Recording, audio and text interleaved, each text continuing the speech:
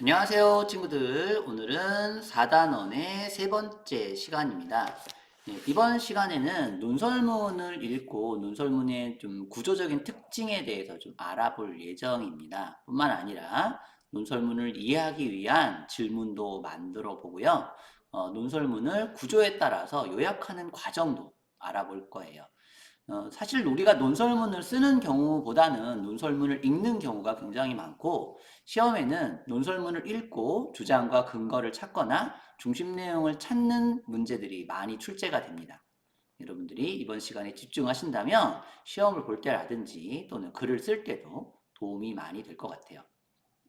여러분들 항상 선생님이 강조하는 거 있죠? 영상을 처음부터 끝까지 빠짐없이 보는 거 잊지 마세요.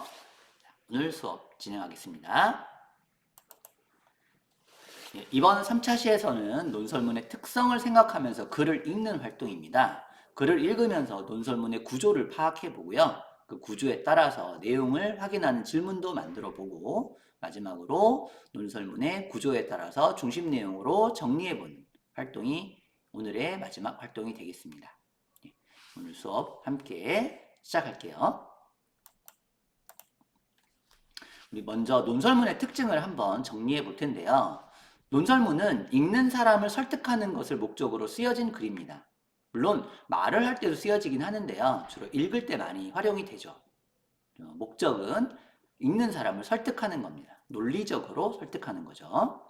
논설문에는 글쓴이가 내세우는 주장이 담겨 있습니다. 주장이 없는 글은 논설문이라고 볼 수 없죠. 이래도 되고 저래도 되는 게 아니라 이래야 한다. 또 이렇게 돼야 합니다. 이것이 옳다. 이것이 논설문에서 내세우는 주장들입니다. 논설문에는 또 주장을 뒷받침하는 근거와 예시 자료 등이 있습니다. 논설문은 항상 주장이 있고 그 주장을 뒷받침하는 근거가 있고 또 근거와 관련된 예시 등이 나오게 됩니다. 여러분들이 이런 논설문의 특징을 충분히 글 속에서 확인하시기 바랍니다. 논설문의 구성은 또 다음과 같이 되어 있어요. 서론, 본론, 결론의 구조로 되어 있는데요. 논설문의 서론에서는 글을 쓴 문제 상황 등을 밝히게 됩니다. 그리고 글쓴이가 글 전체에 내세우는 주장을 분명히 나타내기도 해요. 본론에서는 주장을 뒷받침하는 근거와 근거를 뒷받침하는 내용, 근거 자료들이 제시되고요. 구체적인 예나 다양한 자료를 활용해서 근거를 뒷받침하게 됩니다. 주로 첫째, 둘째 이렇게 나오게 되겠죠. 결론은 글 전체의 내용을 요약하는 것이고 주장을 다시 한번 내세우며 강조하게 됩니다. 보통 이렇게 서론, 본론, 결론으로 되어 있는 논설문의 구조에서 서론과 결론은 비교적 짧게 구성이 되는 반면 본론이 대부분을 차지하게 됩니다. 우리들이 논리적인 타당성을 따져보는 것도 서론과 결론에서보다는 본론에서의 근거 제시와 자료의 다양함에서 우리가 합리적인 타당성을 따져보게 돼요. 따라서 여러분들은 논설문의 구조에서 본론에 좀 더 집중해서 읽으실 필요가 있습니다. 자, 그러면 우리 124쪽부터 125쪽까지 전통 음식의 우수성이라는 글을 한번 읽어보도록 할게요.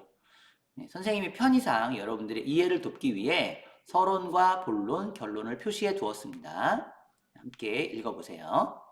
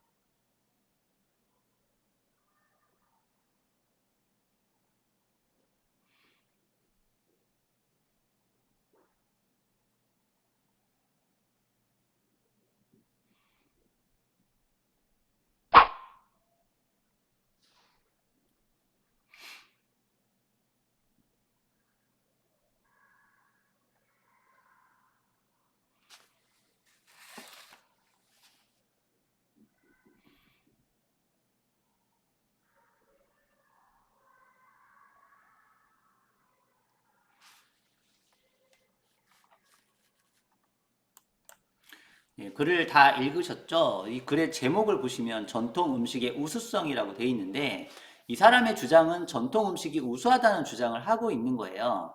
아마도 이 사람은 우리나라 사람일 거고 전통 음식을 좋아하는 사람이겠죠. 그러니까 전통 음식의 우수성에 대한 주장을 하고 있는 걸 겁니다. 하지만 이 사람과 조금 상황이 달라서 외국인이거나 또는 전통 음식을 좋아하지 않는 사람 입장에서는 전통 음식의 우수성이란 주장보다는 새로운 음식에 대한 호기심을 주장으로 쓸 수 있어요. 과연 뭐가 맞을까요? 네, 맞고 틀리고는 없습니다. 전통 음식의 우수성도 좋은 주장이고 또 새로운 음식의 호기심도 좋은 글이에요. 따라서 지금은 우리는 이 글을 읽는 사람들은 이 사람이 옳은 주장을 했느냐 아니냐가 아니라 이 사람이 제시한 근거, 첫째, 둘째, 셋째의 근거가 주장과 논리적으로 연관되어 있는지, 적절한 자료가 제시되어 있는지를 파악해 보시는 게 더 중요한 목적이 되겠습니다. 자, 그럼 우리 글과 관련된 질문을 함께 만들어 볼까요? 먼저 글 내용을 확인하는 질문을 만들어 볼 텐데요. 글 내용을 확인하는 질문은 말 그대로 글에 쓰여져 있는 내용을 질문하는 겁니다. 즉, 논설문에 나타나 있는 내용을 알고 있는지 모르는지 질문하는 거죠.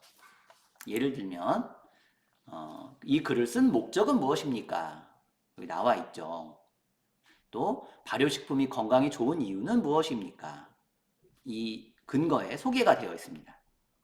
그래서 이렇게 글에 써 있는 것을 내용하는 질문을 해도 좋고요. 뭐 또는 이 글의 주장은 무엇입니까? 이렇게 쓰셔도 좋고요.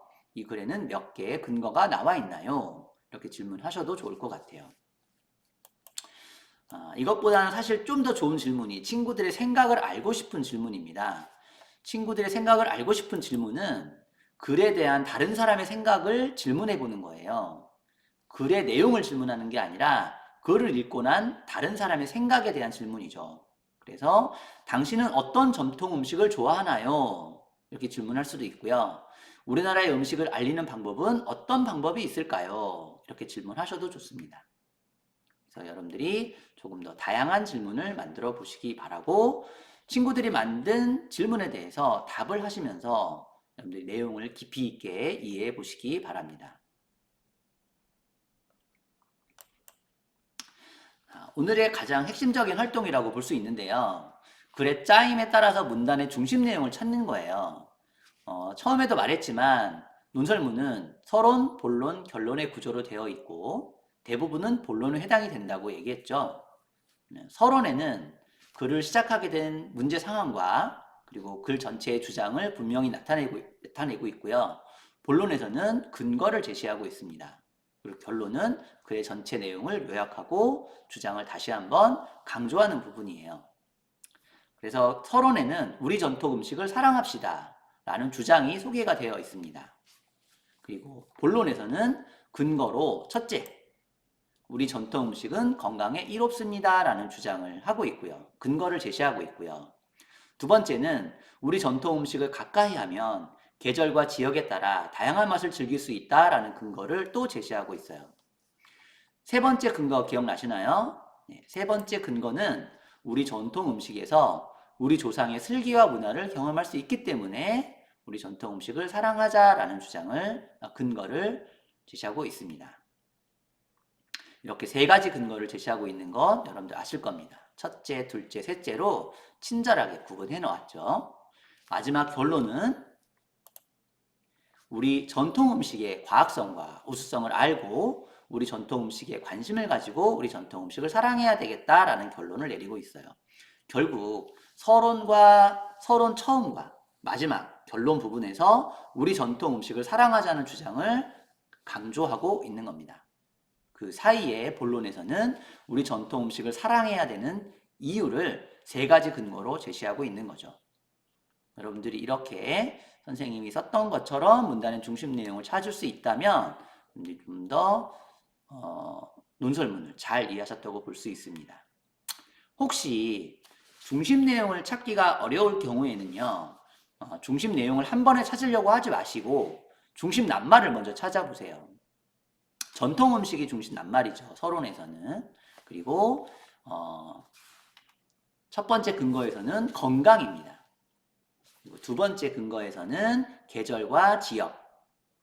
세 번째에서는 슬기와 문화 경험.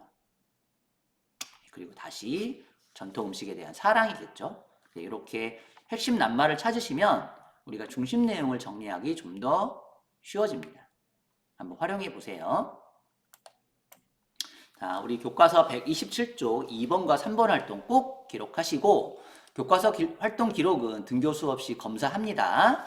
꼭 기록해 주세요. 모두 안녕.